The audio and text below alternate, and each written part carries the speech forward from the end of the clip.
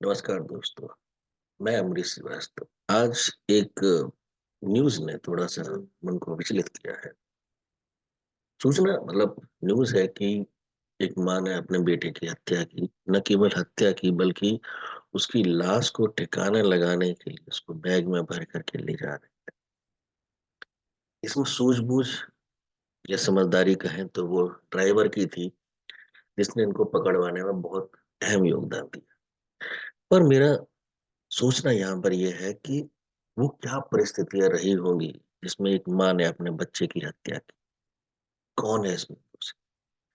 मानसिक रूप से विक्षिप्त महिला हो तो एक बार मान सकते हैं कि उसका मानसिक संतुलन ठीक नहीं था, कर दी। पर ये महिला एक कंपनी की मुख्य अधिकारी है।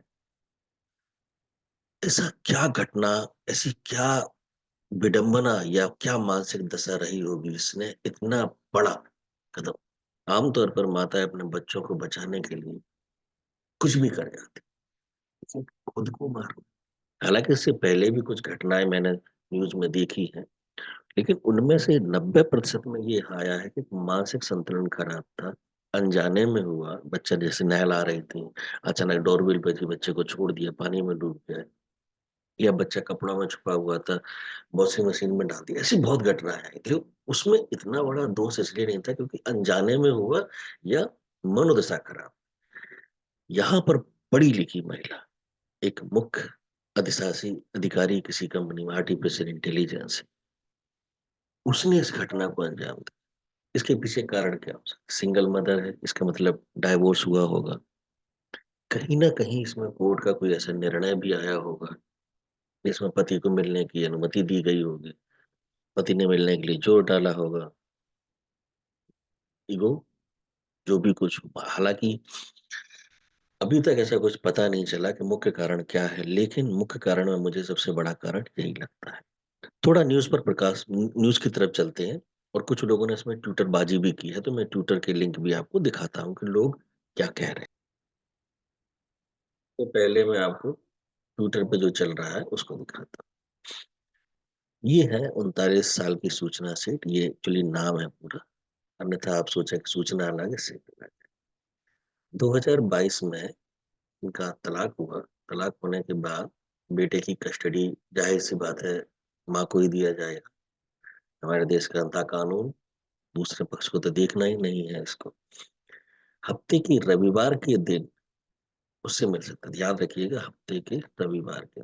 और जब मैं ये आपको न्यूज बता रहा हूँ, ये घटना ये आज का दिन जो है वो बुधवार, यानी कि 2 दिन पहले रविवार रहा हो। ठीक है। अब हम यहाँ पर आते हैं। ये इन्होंने बड़ा अच्छा लिखा हुआ है, हालांकि मैं इत्तेफाक नहीं रखता। ये भाई साहब जो है, पता नहीं किस मनोस्थिति में इस महिला ने ये कर, यानी कि कितना सिंपैथी कॉर्नर। इसी घटना को अगर एक व्यक्ति या पुरुष अंजाम दे चुका होता तो अभी तक मतलब ऐसी इस तरह का कोई मानवतावादी नहीं। अब चलते हैं हम न्यूज की तरफ।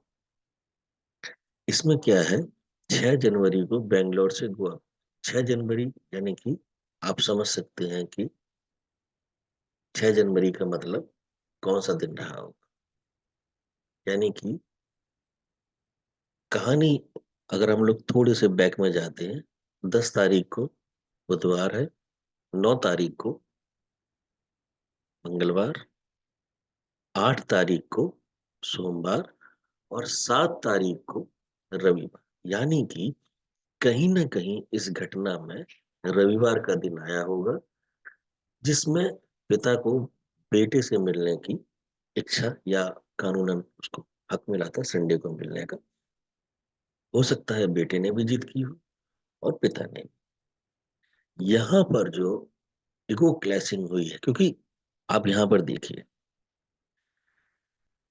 अलग अलग इलाकों में खूब घूमा। उस समय सब ठीक था, लेकिन 8 जनवरी की रात, 8 जनवरी की रात, यानी कि सोमवार, सोमवार की रात, क्योंकि संडे निकल चुका था। हो सकता है कुछ बात हुई, अनबन हुई, जो भी कुछ है।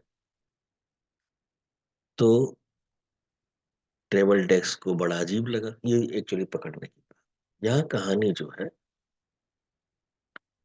कैब से बेंगलोर से 200 किलोमीटर पहले कर्नाटक के चित्रदुर्ग इलाके से गुजर रही थी।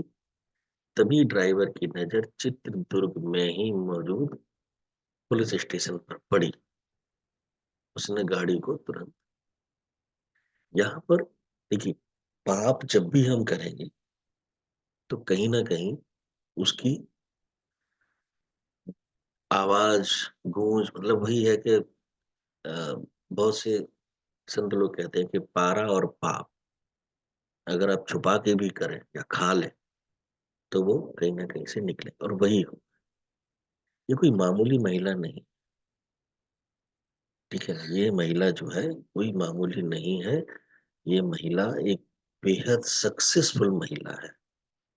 नफरत की इंतहा के आगे यूं रुस्वा करे, नफरत इससे। जाहिर सी बात है, माँ की ममता का कत्ल कर बैग में ठूस दिया। ये बड़ी ही दुखद घटना है। चलिए मैं यहाँ पर बताता हूँ कि ये है artificial intelligence ethic expert, data scientist और startup company Mindful AI lab की फाउंडर और सीईओ सूचना सेठ। सोचिए, किसी भी स्थिति में हम ये नहीं कह सकते हैं कि ये महिला मेंटली डिस्टर्ब थी। अब इसका कारण क्या हो सकता है? ज्यादा तो अभी सूचना में नहीं आया है, लेकिन इसमें भी कहीं कुछ नहीं मिला है। ये है the motive The motive for the shocking crime is not known yet, but police suspect the CEO's intricate relationship with her husband Venkat Raman as the possible reason behind the killing. Their divorce proceedings are in the final stage, तो इसमें कहीं ना कहीं ये बहुत बड़ा factor है जो कि पुलिस को भी देखना है और समाज को भी देखना है। Now official said, official said her husband was in Indonesia at the time of incident. We have informed. चलिए ठीक है, हो सकता है कि इंडोनेशिया बहुत दूर है, कोई दिक्कत नहीं।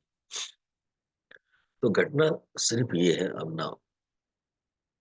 तो मेरा कहना ये है कि इतना जघन्य अपराध जब होता है तो समाज में कहीं ना कहीं एक संदेश जाता है कि अब भरोसा किस पे। अभी कुछ दिनों पहले पिताओं के ऊपर आरोप लगने लगे थे कि वो अपनी बेटियों को बुरी नजर से देखते हैं, छूते हैं, ये सब। तो आखिर सेफ्टी कहाँ है? किस चीज को हम कहेंगे कि आप सुरक्षित? ये प्रश्न पूरे समाज के लिए है, ये पूरे मानवता के लिए है, और हम सभी के लिए। हम सभी को इन पर विशेष ध्यान देना हो, नहीं तो बहुत देर हो सकती। सतर्क रहिए, सावधान रहिए, और हर तरफ देखते रहिए। जय हिंद, जय भारत।